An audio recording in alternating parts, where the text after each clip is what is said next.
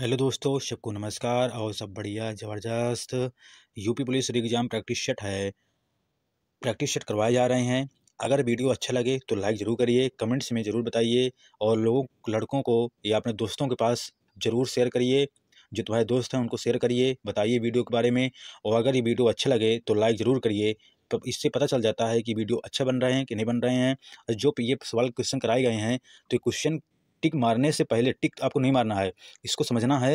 ये इसमें जो ऑप्शन दिए गए हैं, ऑप्शन इन ऑप्शनों को देखना है कि कौन कौन से ऑप्शन दिए गए हैं और क्वेश्चन को सही अगर तरीक़ों से सॉल्व करोगे तो तुमको एक बहुत ज़्यादा फ़ायदा होगा पेपर में, यूपी पुलिस के लिए तो खासकर ये एग्ज़ाम में बहुत ही आपको फ़ायदेमंद होगा। इसीलिए ये प्रैक्टिस सेट आपके लिए बहुत ज़रूरी है। अच्छा, पहला क्वेश्चन कह रहा है, कमल का पर्यायवाची नहीं है, इंदिवर है कि नहीं, उत्पल है कि नहीं, राजीव है कि नहीं और इंदिरा है कि नहीं। तो इसका आंसर हो जाएगा डी नंबर, इंदिरा। अच्छा, इंदिरा है किसकी पर्यायवाची? ये कमला की पर्यायवाची है। कमला किसका नाम है? लक्ष्मी माता का नाम है। अच्छा, लक्ष्मी की जो पर्यायवाची पूछी जाती है तो लक्ष्मी पर्यायवाची कौन कौन सी हो जाएगी? तो लक्ष्मी पर्यायवाची पहली बात तो इंदिरा, इसमें ऑप्शन में दिया हुआ है। एक हो गया, इंदिरा हो गई है, विष्णुप्रिया हो गई है और हरिप्रिया भी नाम है। और क्या नाम है? समुद्रजा है। समुद्र मतलब होता है जब समुद्र मंथन हुआ तो उसमें पैदा होने वाली, इसलिए समुद्रजा मतलब पैदा होने, समुद्र से पैदा होने वाली किसको बोलते हैं? लक्ष्मी माता को बोलते हैं।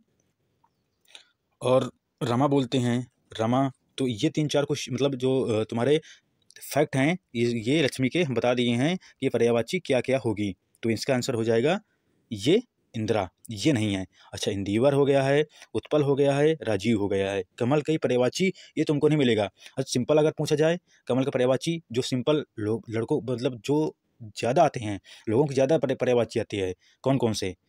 नीरज, पंकज, पंकज के बाद नीरज हो गया है, पंकज हो गया है, सरोज हो गया है और अरविंद हो गया है। ये लोगों को ज़्यादा जानकारी है, जो ऑप्शन में दिए गए हैं ये कम लोगों को जानकारी होती है। ये इंदिवर, उत्पल और राजीव ये कमल के पर्यायवाची हैं और इंदिरा किसका पर्यायवाची है? ये कमला का पर्यायवाची है, जो लक्ष्मी माता को बोला जाता है। अगला क्वेश्चन क्या कह रहा है? पूर्ण विराम की बात हो रही है तो पूर्ण विराम किन वाक्यों में नहीं लगता है? चौपाई में नहीं लगता है कि श्लोक में, दोहा में, प्रश्नवाचक वाक्य में नहीं लगता है। चौपाई में तुमने अगर दोहा मतलब दोहा पढ़ा होगा, दोहा में भी पूर्ण विराम लगता है, चौपाई में भी पूर्ण विराम लगता है, श्लोक में भी पूर्ण विराम लगता है। प्रश्नवाचक वाक्य में पूर्ण विराम नहीं लगता है। ये चिन्ह लगता है प्रश्नवाचक वाक्य में, ये पूर्ण विराम नहीं लगता है। तो इसका आंसर क्या हो जाएगा? इसका आंसर डी नंबर हो जाएगा। डी नंबर सही है, प्रश्नवाचक वाक्य में पूर्ण विराम नहीं लगता है। अच्छा, पूर्ण विराम की बात की जाती है, पूर्ण विराम 8, इसके कितने भेद होते हैं? 8, क्योंकि 8 इंपॉर्टेंट हैं पूर्ण विराम में। तो पूर्ण विराम में एक अर्ध विराम होता है और एक अर्ध विराम होता है और एक अल्प विराम होता है। ये इंपॉर्टेंट होता है, इसमें कन्फ्यूजन रहता है कि अर्ध विराम। अच्छा, क्योंकि इसमें मैं इसलिए बता रहा हूँ क्योंकि क्यों इंपॉर्टेंट रहता है, क्योंकि एक ऐसे बनता है और एक ऐसे बनता है। तो इसमें कन्फ्यूजन रहता है कि अर्ध विराम कौन सा है, अल्प विराम कौन सा है। तो इसमें ये अर्ध विराम होता है और ये अल्प विराम होता है। आपको थोड़ा से इसमें प्रैक्टिस करना पड़ेगा, तभी ये चीज़ें आएंगी। अगला क्वेश्चन क्या कह रहा है स्क्रीन पर? कौन सा तद्भव शब्द है? तो तद्भव, तत्सम और तद्भव किसको बोलते हैं, तत्सम किसको बोलते हैं? तत्सम शब्द क्या होता है? तत्सम होते हैं ये संस्कृत शब्द होते हैं और तद्भव क्या होता है? ये संस्कृत शब्द नहीं होते हैं। ये जो साधारण बातचीत होती है, जो गांव घर में बोलते हैं, उसको तद्भव बोलते हैं, अगर सही तरीके से अर्थ पूछा जाए तब। तो क्षीर जैसे है, क्षीर, घृणा, घटी और कुम्हार। तो इसका तद्भव कौन सा होगा? अच्छा, क्षीर ये संस्कृत शब्द है, खीर इसका तद्भव शब्द हो जाएगा। घटी है तो घड़ी हो जाएगा। अगर घट है तो घड़ा हो जाता। ठीक, घट का घड़ा हो जाता है, घट का घड़ा हो जाता है और घटी का घड़ी हो जाता है। घृणा है, घीन हो जाता है। इसका तद्भव बता रहा हूँ, क्षीर सब लिखा हुआ है। और जो कुंभकार है ये तद्भव शब्द है। तो इसका तत्सम शब्द क्या हो जाएगा? तत्सम शब्द क्या हो जाएगा? कुंभकार। कुंभकार, कार मतलब बनाने वाला, कुंभ को बनाने वाला, इसलिए कुंभकार इसका संस्कृत रूप हो जाएगा। और कुम्हार ये तद्भव शब्द है। ऐसे कुछ तद्भव शब्द हैं, उनके आपको थोड़ा सोचना है, आपको आंसर देना है कि इसके तत्सम शब्द क्या हैं। पहला है श्रृंगाल, श्रृंगाल का तत्सम रूप तो क्या होगा। फिर श्रृंगार का, ये तत्सम रूप है, इसका आपको तद्भव बताना है। श्रृंगाल है, श्रृंगार है, और कौन सा है, गोमय बोलते हैं, गोमय जो श्रेष्ठिन बोलते हैं, श्रेष्ठिन का क्या हो जाएगा, तद्भव हो जाएगा। आपको मैं आसान बना दिया हूँ, नहीं तो अगर मैं बोलता कि तद्भव से तत्सम आपको जानना है तब उसमें आपको थोड़ा हार्ड लगता। लेकिन इसको जो है, जैसे श्रृंगाल है, श्रृंगाल को ही ये तत्सम है, आपको तत्सम बताना, तद्भव बताना है।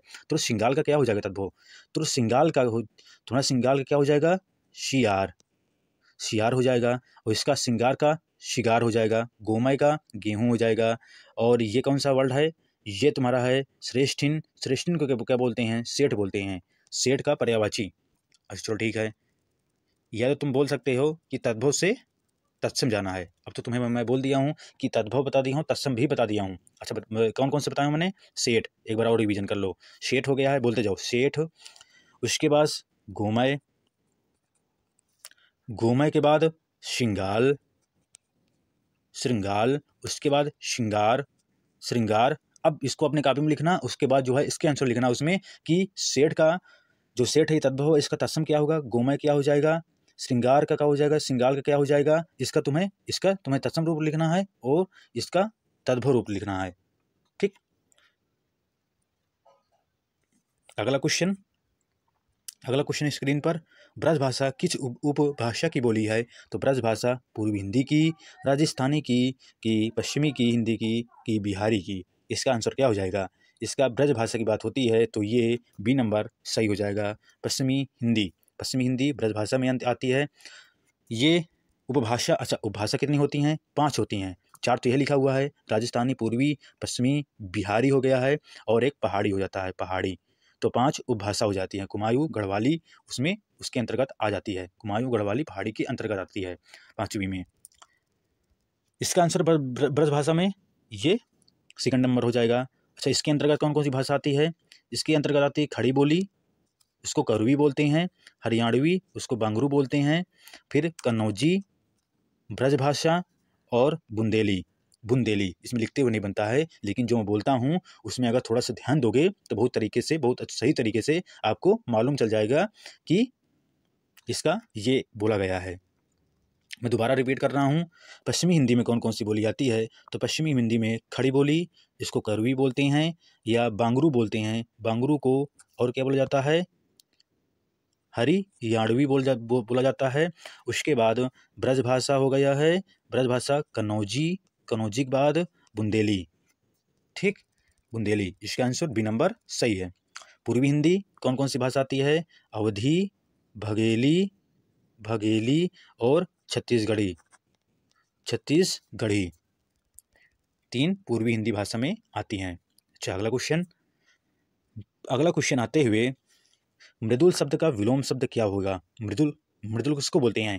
अच्छा अगर मैं थोड़ी देर रुका हुआ हूँ क्योंकि आपको आंसर बताना है इसका, और इसमें ज़रूर फंसोगे, मृदुल का कड़वा में टिक जरूर मारोगे आप, क्योंकि ये इसीलिए कन्फ्यूजन वाला, इसलिए ये क्वेश्चन जो है ये पेपर में आया हुआ है। आप थोड़ा सा सोचिएगा, थोड़ा रुकिएगा, फिर इसमें जो है इसका आंसर जानिएगा कि इसका आंसर क्या हो जाएगा। मृदुल कड़वा होता है, रुक्ष होता है, तीक्ष्ण होता है, निर्मल होता है। तो इसका आंसर आप ये मारेंगे, लेकिन इसका आंसर ए नहीं है, बी नंबर सही है, रुक्ष होता है। कड़वा का विलोम शब्द मीठा होता है, मीठा कड़वा हो जाता है। ठीक, मीठा कड़वा हो जाता है। तीक्ष्ण तीखा, और निर्मल मलिन हो जाता है, मलिन। सही है ना, ऑप्शन जो मैंने बताया सही है, लेकिन इसमें एक गलत है। कौन सा गलत है, तीक्ष्ण, तीक्ष्ण क्या हो जाएगा, कुंठित हो जाएगा, कुंठित, तीक्ष्ण कुंठित।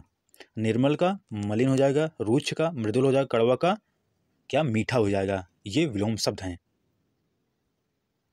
और ये लास्ट क्वेश्चन है, लास्ट क्वेश्चन, ये मुहावरा है, मखमली जूते मारना होता है।